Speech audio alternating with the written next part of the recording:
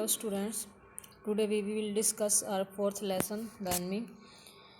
The writer is Pearl S. Buck. She is woman. She is an American writer. Her birth was 26 June 1892 and death 6 March 1973. She was writer and teacher. She was awarded Pulitzer Prize and Nobel Prize for Literature. She awarded Pulitzer Prize in 1932 and Nobel Prize in 1938.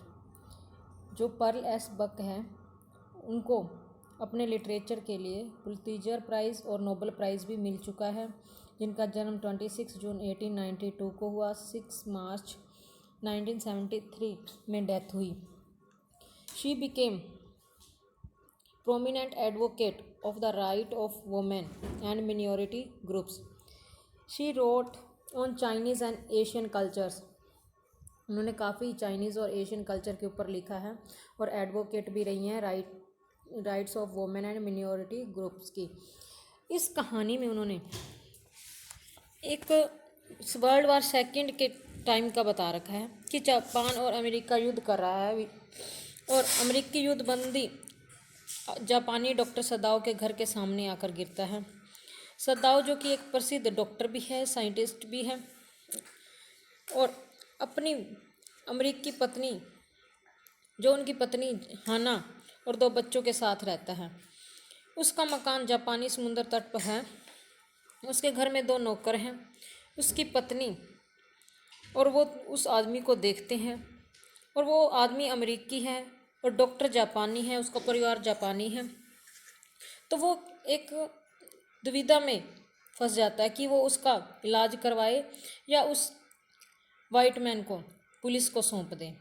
तो वो आगे हम कहानी में पढ़ते हैं कि किस प्रकार वो उसकी हेल्प करता है, किस प्रकार वो उसे बच निकलने में हेल्प करता है उसकी. It is the time of the world war. An American prisoner of war is washed ashore in a dying state and is found at the doorstep of a Japanese doctor. Should he save him as a doctor or hand him over to the army as a patriot? कि जो समय है world war second का time है और अमेरिकी prisoner, एक अमेरिकी जो युद्ध बंदी का कैदी है, वो बहता हुआ मरने की हालात में बहकर जापानी डॉक्टर के दरवाजे पर आ जाता है. अब डॉक्टर क्या उसको बचाएगा डॉक्टर होने के नाते, या एक देशभक्त होने के नाते वो सेना को इसे सौंप देगा, जो कि हम आगे अपनी कहानी में पढ़ेंगे. आपके अकॉर्डिंग क्या करना चाहिए? उसे सौंप देना चाहिए या एक डॉक्टर होने के नाते उसकी जो फर्स्ट ड्यूटी है उसे वो पूरी करनी चाहिए?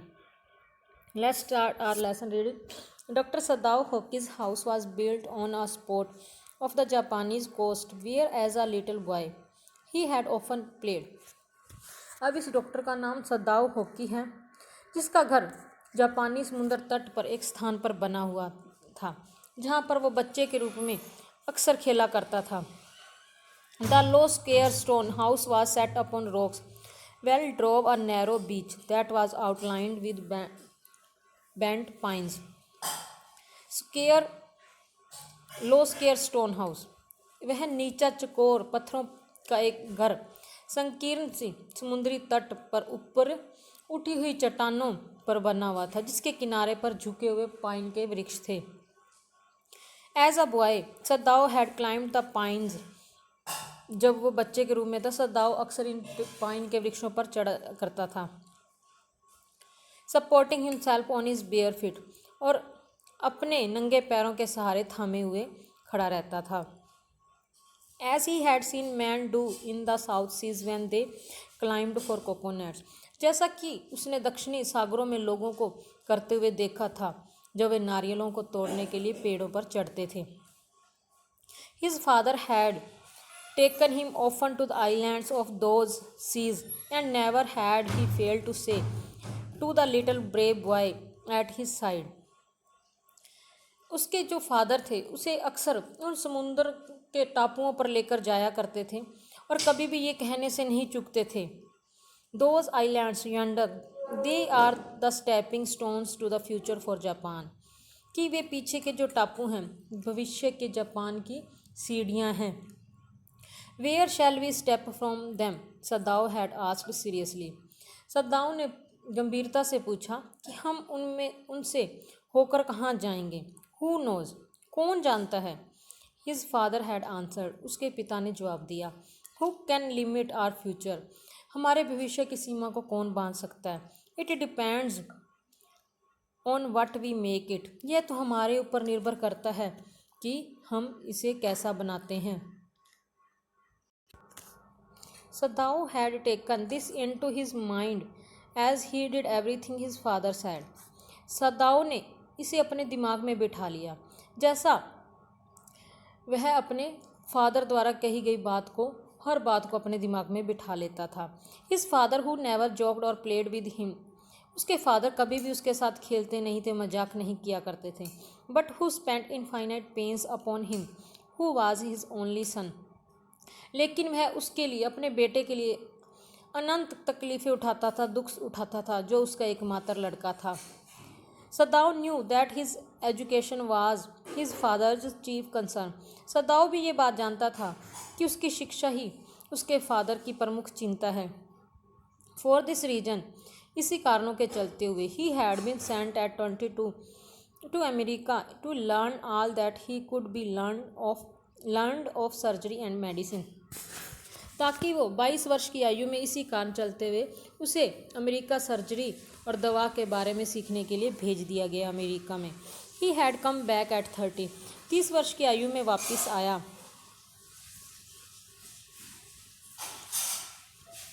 And before his father died he had seen Sadao become famous not only as a surgeon but as a scientist. और उसके फादर के मरने से पहले उसने सदाओ को प्रसिद्ध होते हुए देखा था.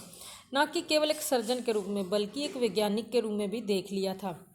Because he was perfecting a discovery which would render wounds entirely clean.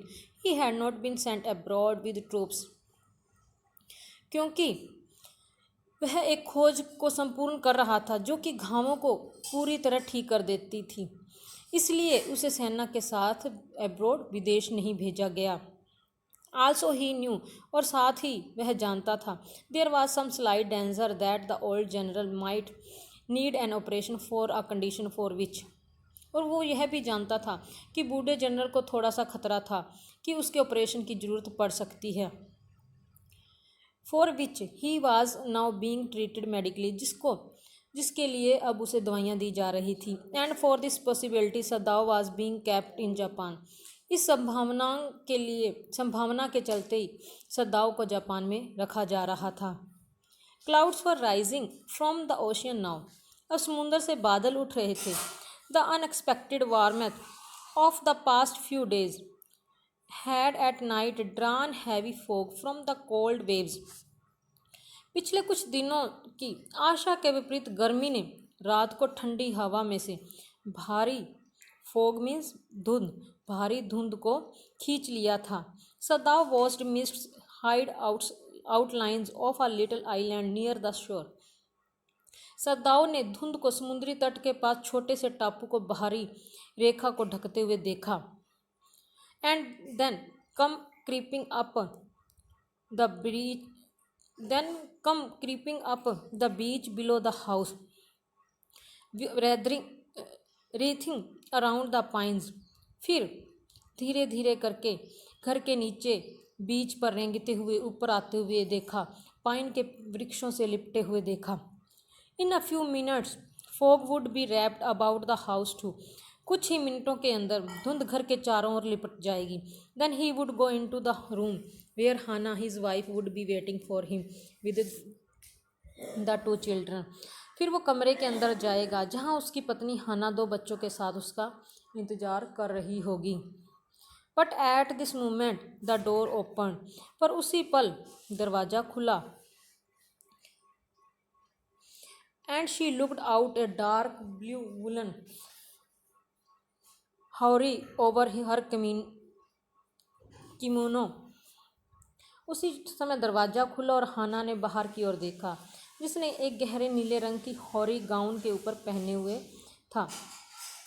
She came to him affectionately, बड़े प्यार के साथ वो उसके पास आई, and put her arm through him as he stood, smiled and said nothing, और उसके पास आई, अपना बाजू उसके बाजुओं में डाल दिया जब वह खड़ा था, और मुस्कुराई और कुछ भी नहीं कहा। ही हैड मेट हैना इन अमेरिका में हाना से मिला था, but he had waited to fall in love with her until he was sure she was Japanese. उसके प्यार में पड़ने से पहले इस बात का इंतजार किया कि उसे तसल्ली नहीं हो गई कि वो जापानी है। His father would never have received her unless she had been pure in her race. वो जानता था कि उसके फादर कभी भी ये बात स्वीकार नहीं करेंगे कि यदि वो शुद्ध जाति की नहीं होती। He wondered often whom he would have married if he had not met Hannah, and by what luck he had found her in the most casual way. और वो अक्सर इस बात को सोचकर हैरान हुआ करता था कि यदि वो हाना से ना मिला होता तो किससे शादी करता, और सौभाग्य से वह अचानक उसे मिली थी। And by chance literally at the American professor's house, और सौभाग्य से अचानक ही अमेरिकी प्रोफेसर के घर पर मिली थी। The professor and his wife had been kind people excused to do something for their few foreign students, and the students, though bored, had accepted this kindness. Sadao had often told Hannah how nearly he had not gone to Professor Harley's house that night. यह professor और उसकी पत्नी दयालु लोग थे, जो अपने कुछ विदेशी स्टूडेंट्स के लिए कुछ करने के लिए उत्सुक थे, और विद्यार्थी जो स्टूडेंट्स उब जाते थे वो इस दयालुता को स्वीकार करते थे। सदाओ हाना को अक्सर ये बातें बताता था कि कैसे वह उस रात प्रोफेसर के घर लगभग नहीं जाने वाला था। द रूम्स वर स्मॉलर, कि कमरे बहुत छोटे थे। तो स्टूडेंट्स, इससे आगे हम कल करेंगे, इसको आप ज़रूर देखिए, समझिए लेसन को।